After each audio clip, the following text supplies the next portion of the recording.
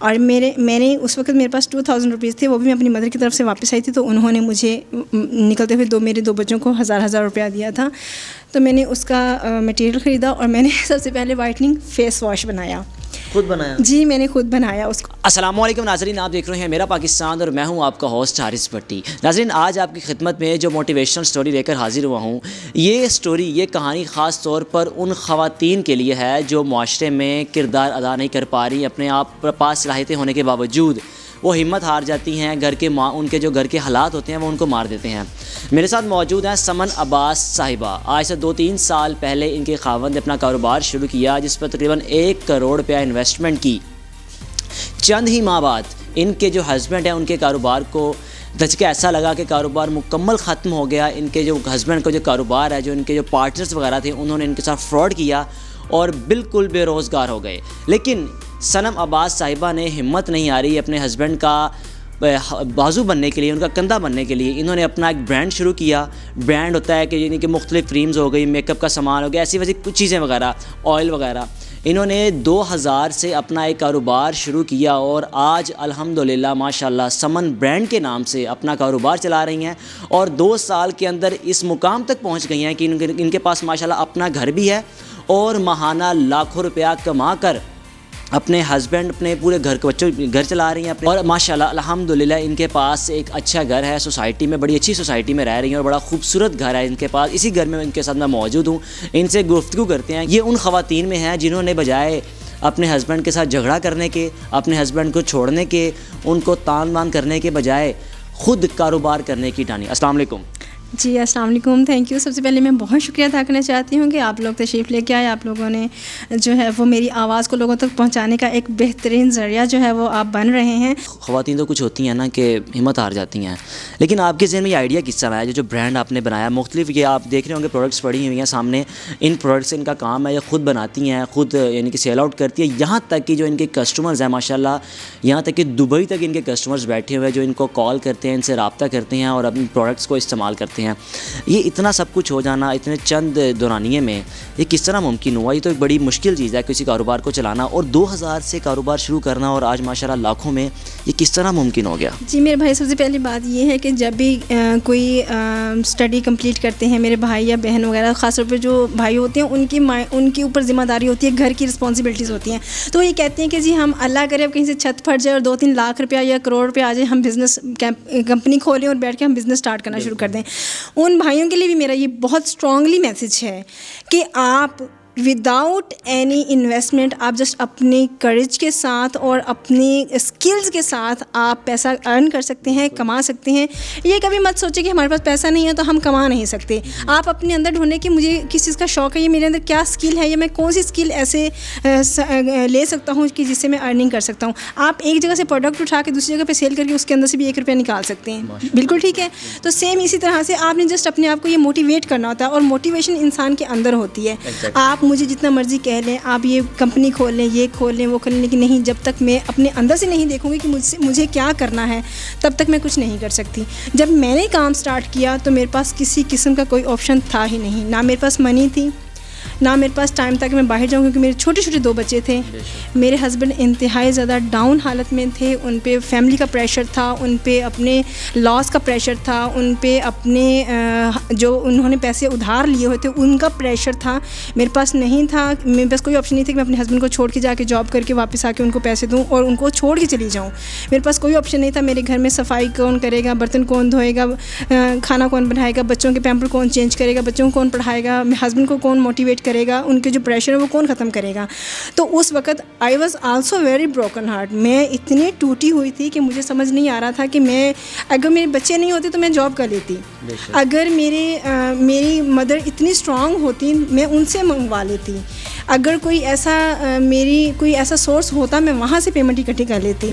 नहीं, मुझे अर्न करना था। मुझे किस तरह अर्न करना था?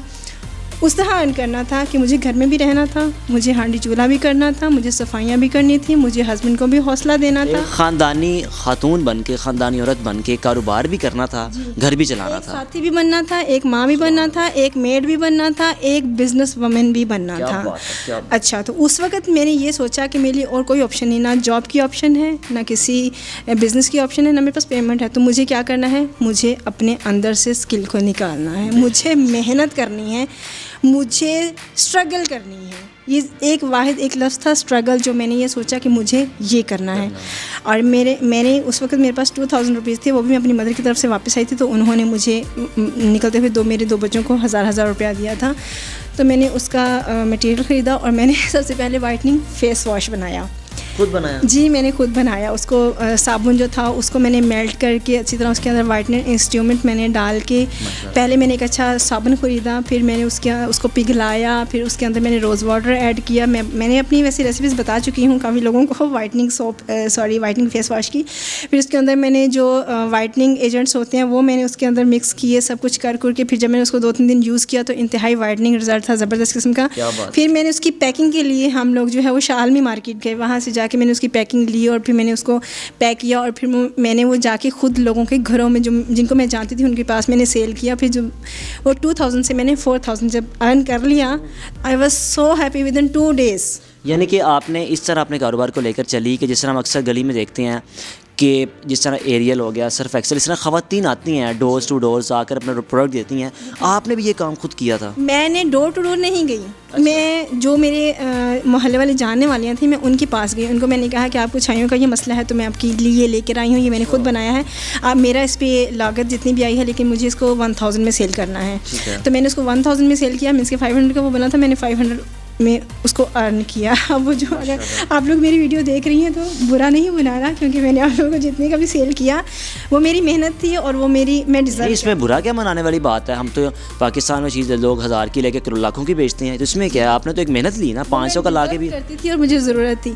उसके बाद थोड़ी सी करेज हुई और मेरी एक बहुत अच्छी फ्रेंड है, वो मुझे मना करती हैं कि मेरा नाम मत लो, लेकिन आज मैं नाम लेना चाहूँगी। नौरीन भट्ट लंदन में होती हैं, उन्होंने मुझे कुछ पेमेंट भेजी और उन्होंने मुझे कहा समन अब रुकना नहीं है। क्या बात है? उन्होंने मुझे कहा कि समन अब रुकना नहीं है। मैं उनको आज तक नहीं मिली थी, मैं उनको नहीं जानती थी, वो सिर्फ मेरी फेसबुक पे मेरी फ्रेंड बनी थी।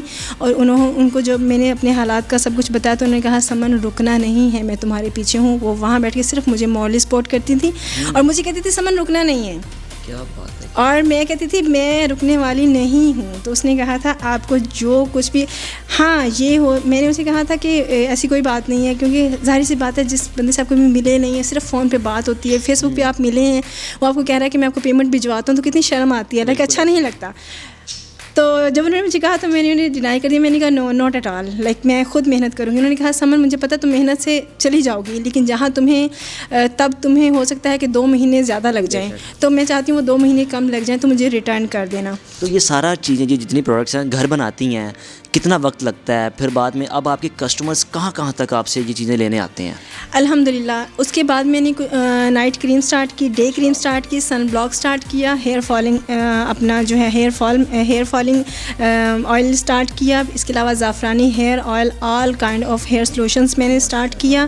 इसके अलावा मेरी फ़ीमेल से रिलेटेड काफ़ी ज़्यादा प्रोडक्ट्स हैं जो ख़ास फ़ीमेल्स के लिए हैं, और वो और प्रोडक्ट मार्केट में भी आपको नहीं मिलेंगी, वो मैंने स्टार्ट की। और मेरी ऐसी कस्टमर्स थी, मेरी कस्टमर ने कहा मुझे ये वाली प्रोडक्ट चाहिए, मुझे नीड है, तो मैंने उसकी वो प्रोडक्ट उसको बना के भेजी। उसको इतने ज़बरदस्त रिजल्ट्स मिले कि उसने लोगों को बताया, तो वो बाकायदा मैंने अपने प्रोडक्ट में शामिल कर ली। इस तरह से मेरी प्रोडक्ट की जो क्वांटिटी थी वो जो उसमें इजाफ़ा होता गया, मीन्स के रेंज में इजाफ़ा होता गया, और आज अल्हम्दुलिल्लाह मेरी 22 अपने ज़ाती प्रोडक्ट्स हैं माशाल्लाह। यानी कि 2 सालों के दौरान आज माशाल्लाह यानी कि 22 प्रोडक्ट्स हैं। बहन जी, आपके जो खावंद हैं, जो आपके हस्बैंड, आपके बच्चे वगैरह, उनको कितना प्राउड होगा आप पर कि माशाल्लाह आपके पास खूबसूरत घर भी है, माशाल्लाह कारोबार भी चल रहा है।